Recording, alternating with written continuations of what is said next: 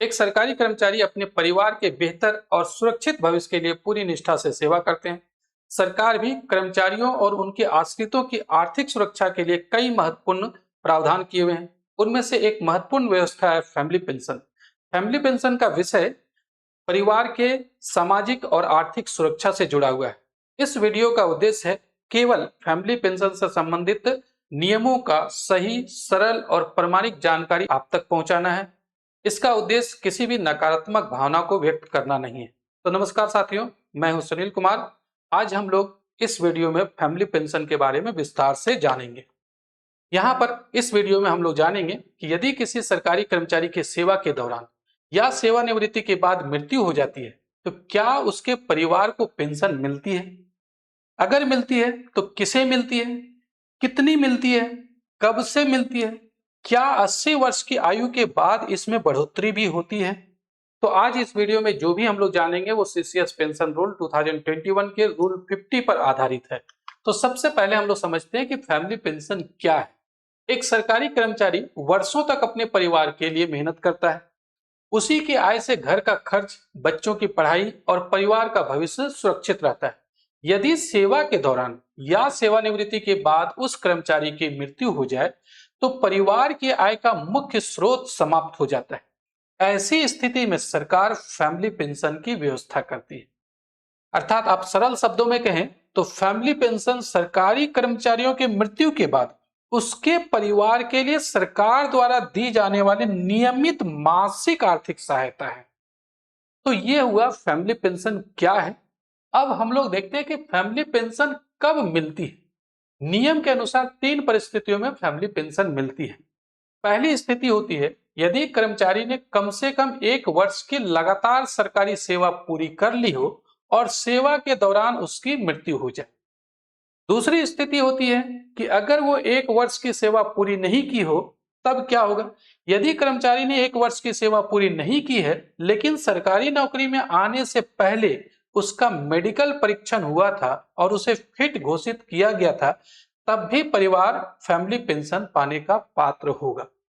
और तीसरी स्थिति होती है यदि सरकारी कर्मचारी रिटायर कर गए हैं और रिटायरमेंट के बाद अगर उनकी मृत्यु हो जाती है तब।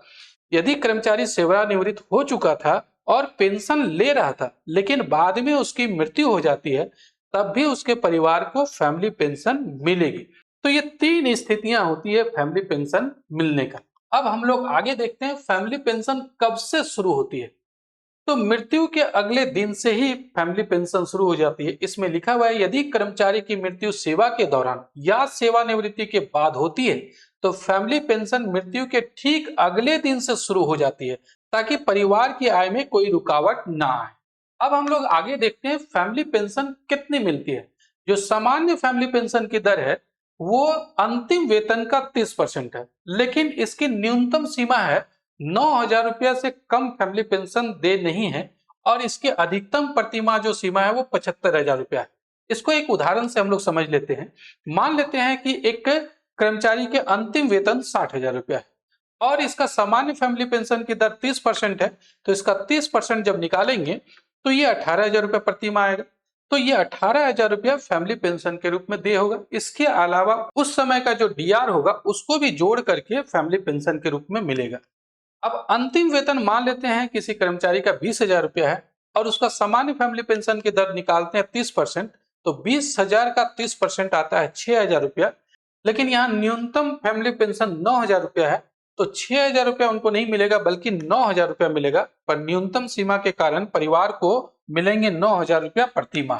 अब हम लोग देखते हैं इनहांस्ड फैमिली पेंशन यानी बढ़ी हुई पारिवारिक पेंशन क्या है। अभी हम लोग देखें कि सामान्य फैमिली पेंशन की दर 30% है, लेकिन यदि कर्मचारी की सेवा के दौरान मृत्यु होती है तो परिवार को कुछ समय तक इनहांस्ड फैमिली पेंशन मिलेगी। मतलब 30% से बढ़कर के कुछ मिलेगी। तो कितनी बढ़कर के मिलेगी? इसकी राशि होगी अंतिम वेतन का 50%।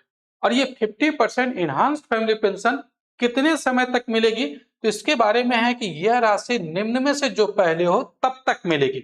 मतलब मृत्यु की तारीख से 10 वर्ष या जिस दिन कर्मचारी 67 वर्ष का होता है उस तिथि तक, इस दोनों में जो पहले आता है उस समय तक 50% के रेट से फैमिली पेंशन मिलेगा।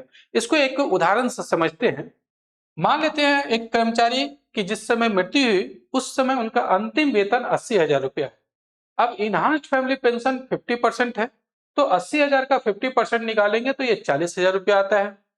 और मानते हैं कि यदि कर्मचारी की मृत्यु 55 वर्ष की आयु में हुई तो 67 वर्ष की आयु तक 12 वर्ष होते हैं, लेकिन नियम के अनुसार अधिकतम 10 वर्ष तक ही इनहांस्ड फैमिली पेंशन मिल सकता है।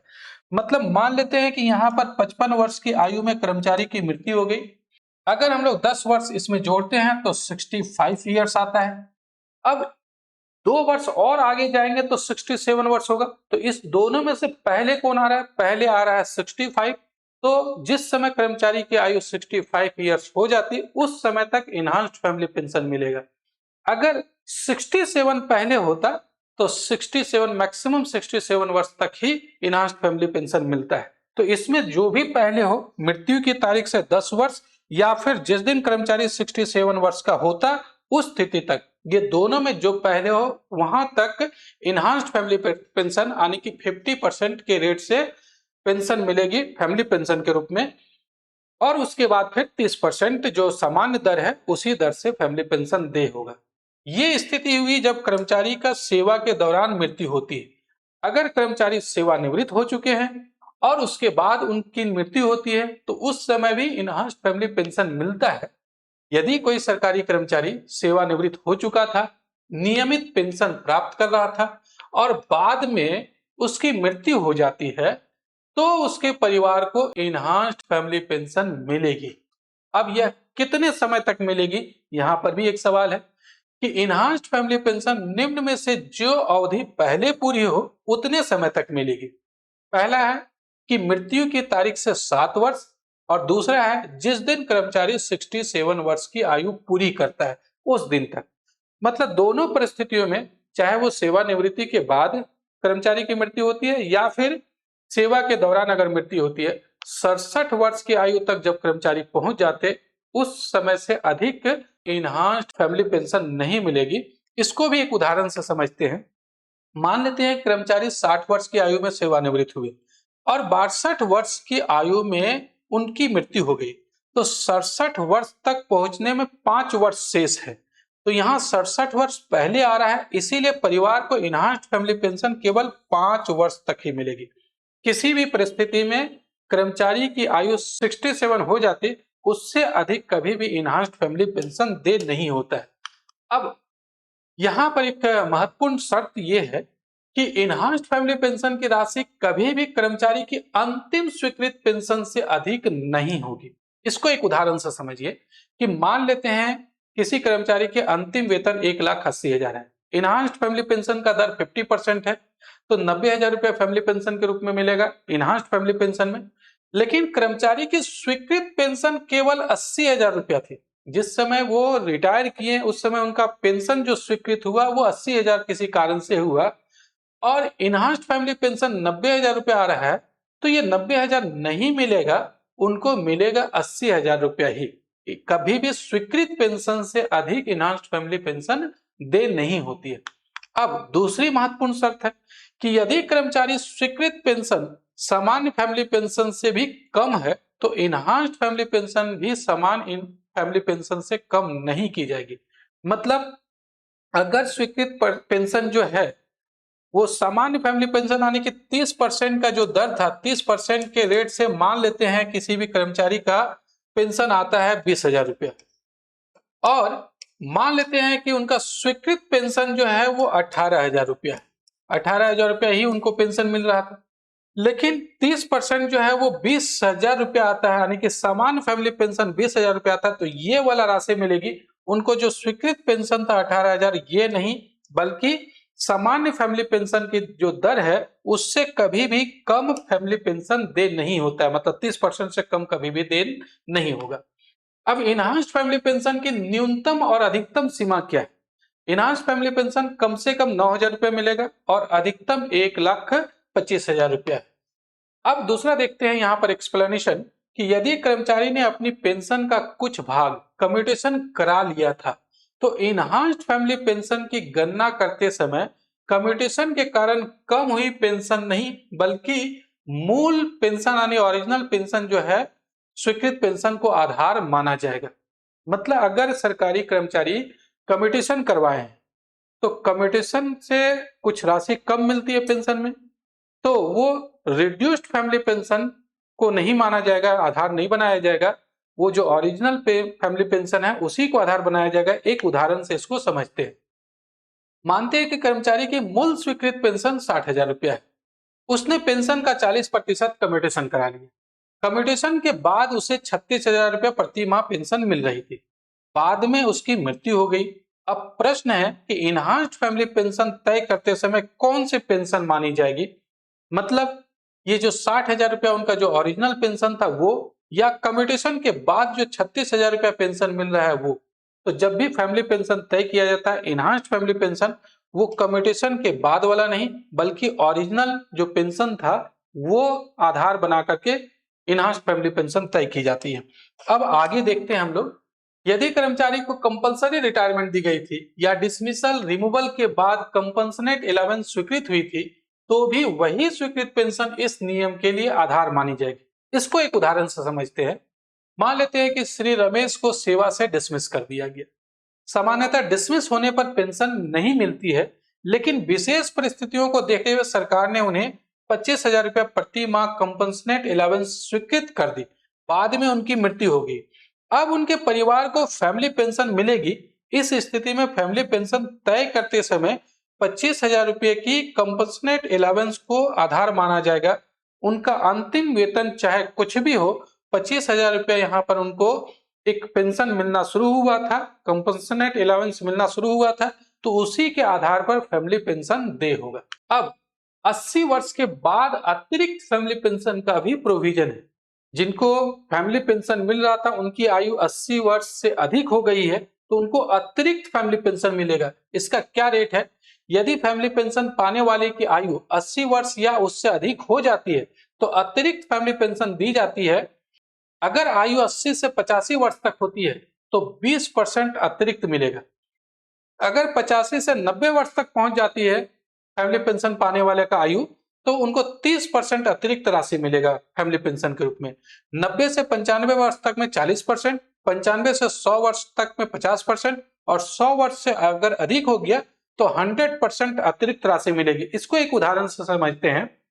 यदि किन्हीं की मूल फैमिली पेंशन 20,000 रुपया है और उनकी आयु 82 वर्ष हो गई तो उनकी 20% अतिरिक्त यानी कि जो 20,000 रुपया फैमिली पेंशन था उसका 20% निकाल लेंगे तो 20% 4,000 रुपया है, तो उनको पेंशन मिलना शुरू हो जाएगा 24,000 रुपया प्रति माह। अगर 80 वर्ष से अधिक आयु हो गई तब ये 85 वर्ष तक। 85 वर्ष के बाद फिर क्या होता है? 85 से 90 वर्ष तक में 30% बढ़ जाएगा। मतलब 20,000 का 30% निकालेंगे तो 6,000 रुपया, 6,000 रुपया और इसमें जोड़ दिया जाएगा तो 26,000 रुपया प्रति माह उनका पेंशन बनेगा। साथ में उस समय का जो डीआर होगा वो भी ऐड हो जाएगा। अब फैमिली पेंशन किन्हें मिलती है? किसी सरकारी कर्मचारी की मृत्यु होने पर उसके निम्नलिखित परिवार के सदस्यों को नियमों के अनुसार फैमिली पेंशन मिलती है। यहाँ पर पहला स्थिति है कि पति या पत्नी, कर्मचारी की विधवा पत्नी या विधुर पति प्राथमिक पात्र होंगे। अगर कर्मचारी महिला है तो उनके पति को, और अगर कर्मचारी पुरुष है तो उनकी पत्नी को। अगर वो जिंदा है तो पहला फैमिली पेंशन पाने का हकदार वही है। दूसरी स्थिति अगर वो जिंदा नहीं है तो पुत्र और पुत्री को, अविवाहित पुत्र और अविवाहित पुत्री फैमिली पेंशन पाने के पात्र होंगे। तीसरी स्थिति अवयस्क पुत्र पुत्री 18 वर्ष से कम आयु तक, 18 वर्ष या उससे अधिक आयु के शारीरिक मानसिक रूप से दिव्यांग और आश्रित पुत्र पुत्री, 18 वर्ष या उससे अधिक आयु के विद्यार्थी जो नियमित रूप से अध्ययन कर रहे हैं अधिकतम 25 वर्ष की आयु तक। तो ये प्रायोरिटी के आधार पर फैमिली पेंशन दे होता है। या अगर पति या पत्नी में से जिंदा है तो उनको मिलेगा, अगर वो जिंदा नहीं है तो पुत्र और पुत्री को। और पुत्र और पुत्री को कब तक मिलेगा? 18 वर्ष की आयु तक। या फिर अगर वो विद्यार्थी हैं और नियमित रूप से अध्ययन कर रहे हैं तो 25 वर्ष की आयु तक मिलेगा। अगर ये पुत्र पुत्री भी नहीं है और पति और पत्नी में से भी नहीं है तो उनके माता पिता को, यदि पति पत्नी पुत्र या पुत्री ना हो तो आश्रित या पिता पात्र होते हैं। तो फैमिली पेंशन किन्हें मिलती है, इसके बारे में बहुत लंबा चौड़ा नियम है। अगर मैं इसको एक एक करके बताऊं तो वीडियो काफी लंबा हो जाएगा, इसीलिए मैं इसका स्क्रीनशॉट डाल दे रहा हूं वीडियो में। आप पॉज करके इसको पढ़ सकते हैं। तो मुझे लगता है कि ये वीडियो आपके लिए इंफॉर्मेटिव होगा। अगर इंफॉर्मेटिव है तो जरूर इसको लाइक करेंगे। मेरा चैनल सब्सक्राइब नहीं किया तो सब्सक्राइब कर लीजिए, और हाइप का भी एक बटन होता है, हाइप भी कर सकते हैं। इस वीडियो को अंत तक देखने के लिए आप सभी को बहुत बहुत धन्यवाद। Thank you.